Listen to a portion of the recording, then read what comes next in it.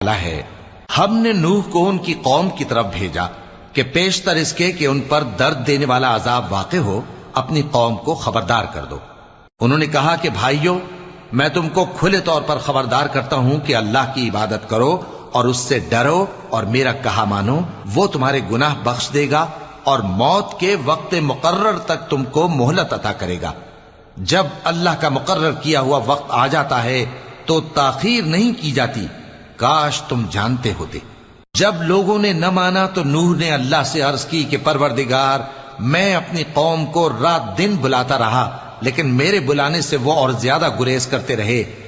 جب میں نے ان کو بلایا کہ توبہ کریں اور تو ان کو معاف فرمائے تو انہوں نے اپنے کانوں میں انگلیاں دے لی